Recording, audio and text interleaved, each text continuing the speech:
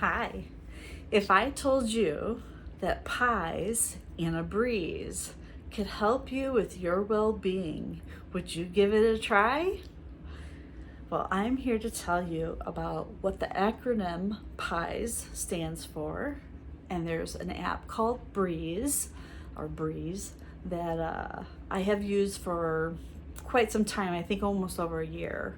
And the acronym PIES, P-I-E-S-S, two S's, that represents physical, intellectual, emotional, social, and spiritual.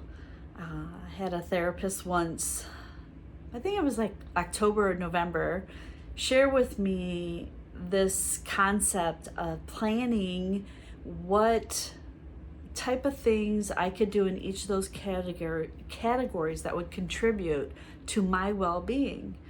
So it would literally say, what can I do today for my physical well-being in this area? What item or thing can I do to help improve my well-being in my physical area or my physical body or my intellectual area or my emotional being? And I want to share with you, I keep a little notepad. It's a very tiny journal. I selected a little section because I have written some like people's names and stuff that it's a little bit personal that I don't want on social media.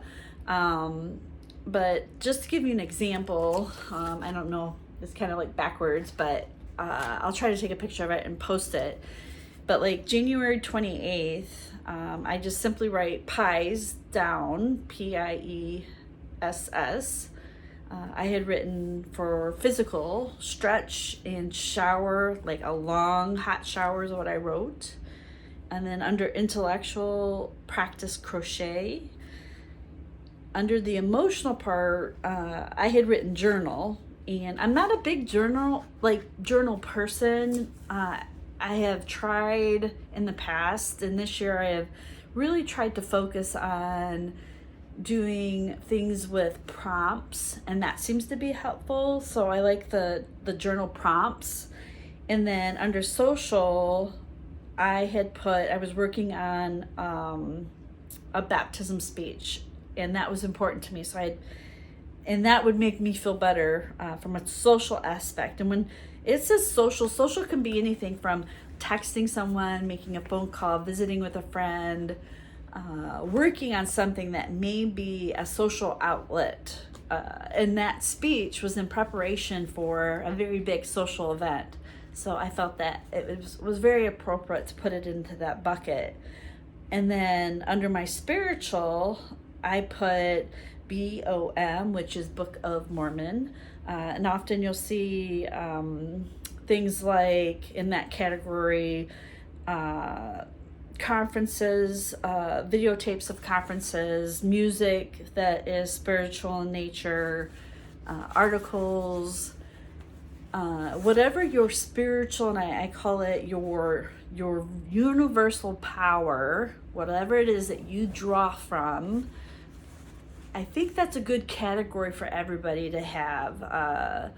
Whether you believe in, pulling from the universe or pulling from some sort of deity, you want to kind of fill that bucket there and make sure that you're reaching out in some way and filling that need.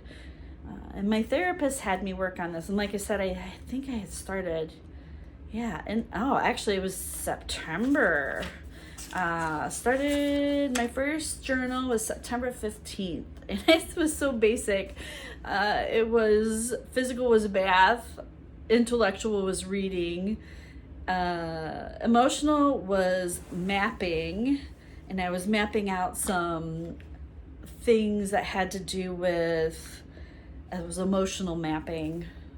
We'll talk about that in another video. And then social was spending time with my daughter. And my daughter lives far away from me, so that's usually over the phone or over FaceTime. And then it was reading the Book of Mormon and then prayer. So when I first started, things were like, I would consider pretty basic. But as I developed and tried to get a little deeper as to what these things meant to me, I always try to ask the question is, what can I do to help my physical or emotional or intellectual or whatever it may be well-being? Even if that means like something like breathing for 10 minutes, like belly breathing, and being conscious of trying to make those, they're more of like a goal. And this is what I use within the first couple minutes of my morning. So, after I get up and get situated, and I'm in the kitchen and maybe I have fixed myself a bowl of cereal or a cup of herbal tea, I will sit down and quickly just write, P.I.E.S.S and think about what I need for that day. And I think that sets the tone for my day. I really do try to fill those gaps. It's a focus on self-care. And then if I don't get to those things, I don't beat myself up obviously for those things, but I know that the next day I probably need to really hit that area hard. The physical piece, I think I have mentioned in my previous episode that I'm not an advocate of exercise, and I have reasons behind that. I have a connective tissue disorder, an autoimmune disorder, so exercise is very difficult for me. So things that I can do are things like swimming or Tai Chi, but Tai Chi classes can get a little expensive. The apartment complex that I live at has a pool, so very easy for me to do swimming in the summertime when the weather is obviously good. So I need to be careful with my joints. So a lot of times my physical will be simply just doing stretches. That's my form of exercise. I also like to do, I wish I could still do, paintball used to be a really big piece of my life. Even as I was raising my children. I mean, I would take my kids paintballing. That was how my husband and I met, was on the paintball field. So exercise at that point was a really big part of my life. I played, every weekend, and my children, we would take them out as well and have a good time. But, as you get older, things change. So, exercise or that physical piece has definitely changed. So keep in mind that when you're filling out your pies, that it's not always the same thing every day. And I don't think it should be. Even though like stretching is a big, it's kind of repetitive for me. Physical might be walking the dog. I like to walk my dog Hanson. Or just try to get outside and, sitting outside and just feeling the breeze or getting some sunshine. Those are all very physical things. So really think about what each of those items may mean to you and switch them up a little bit. I know when I first started, and, just looking back, in September, wow, they were very, I don't want to say, they weren't very detailed, but like my emotional was just try to sit outside and they just weren't very detailed, and that's okay. It was all I could manage at that time, and I accept that. But when I look at some later, I look at my March 10th, which was Friday, physical was stretching. My intellectual was watch or listen to some podcasts. My emotional was either sew or work on my YouTube. And then talking to Sydney was my social. And then I had listed, read some history on Kirtland, Ohio. So those were a little bit more detailed than they were in the earlier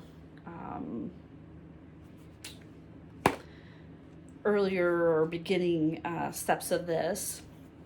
But try to challenge yourself to do pies first thing in the morning. Set your goals. And then another thing that I found, I think it was on another group called 7 Cups. 7 Cups is a community. You can try it. It's I think it was both an app and a website. I'm no longer using it. I had used it for a little while. I had a few ideas that I got from it, and one of them was using this app called Breeze. And Breeze, I have been using, and I'll post a picture of it, I think for over a year. And it actually helped me at one point with my psychiatrist map out my mood, because it allows you to write down your mood, write down, like, it has a place for journaling. It gives you like what your mood is, like, are you tired, anxious, anxiety, having depression, are you sad, and then the positives, are you grateful, happy, experiencing joy, and you can just tap on those, and then you can add pictures. And at one point, it wasn't this January, it was last January, I was just in a hole, once again in a hole for a long period of time, and I kept tracking and tracking and tracking, and I think it was about February and March, I had just had about enough, and I was really concerned that maybe there was need to either do a outpatient therapy, which those things last sometimes 4 to 6 weeks, sometimes longer, and I did not want to do that. And if I didn't do that, my fear was if I let the depression and the sadness progress, I did not want to be in a situation where I was in crisis and end up maybe at the psychiatric center in inpatient care. So I had showed this app to my psychiatrist, and she's like, we need to do something. I'm like, yeah. I'm not just telling you where, like, the communication was there, but I think seeing it mapped out and how my ups and downs were so, like, on the downward spiral were really eye-opening for her. And then we made some med changes at that point, and I'm able to document that in the app too. So I was able to see the progression of some things. I know when we first changed the meds, I was on this new med, and within 3 days, I'm like, I was experiencing some things that were not, I had never had happened before. Like, I actually think I wouldn't say hallucinating, but I was becoming paranoid. And my husband was like, you need to call right now and get on the phone. I think we were heading to lunch, and I was on the phone with my psychiatrist, and she's like, yep, stop the medication right now, and let's get you an appointment in for next week. And we changed the med. So, I mean, medicine is not, it's not going to fix everything. So I always encourage therapy. And it's a science, so you have to be patient with those things. But I was able to see the progression using this app of how things had gotten better. I can also see on this app when certain things happen and there are triggers, or a certain event has happened, or maybe the weather wasn't just not good for a couple weeks, and my mood is declining. So I think this app is absolutely, fantastic. So I set that app, there's an alarm on the app, and it pings me around 7 o'clock p.m. So that's at the end of my day. So P.I.E.S.S is in the morning with my cup of herbal tea, and in the evening at 7 o'clock, I have Breeze. And Breeze is just documenting how I feel, what I've done, where I'm at. And if I need to, I can actually share it with my health professional. And I have found such benefit from that particular app. So I wanted to share that with you. And maybe it'll work for you, maybe it won't. I also know that Breeze is good for, I think some people were using it like to track even diets, smoking, like trying to get rid of, smoking cigarettes. I've heard that some people were even using it to reduce drinking alcohol and other illicit drugs, like to try to help them realize what their triggers were. And then finding ways to, what I call and have learned is pre-cope. So if you know that you're going to go into a stressful event, You would find ways to pre-coat before that event so that you don't go back to those habits. So I also think that's a good way to see in the app literally what your triggers are.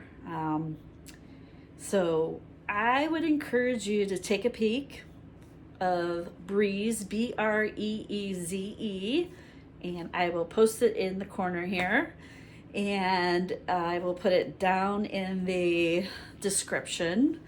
And if you like what you've heard today, please hit the like button and subscribe to my channel. I would definitely appreciate the support here. Like I said, I'm here for friends and family. I am not a psychiatrist. I am not a therapist. I'm a longtime patient, just here to offer tips and tricks that have worked for me, and give those that have not worked but may work for you. So with that, I want to say take care, guys, and try to find something that works for you every day. Take care. Thanks.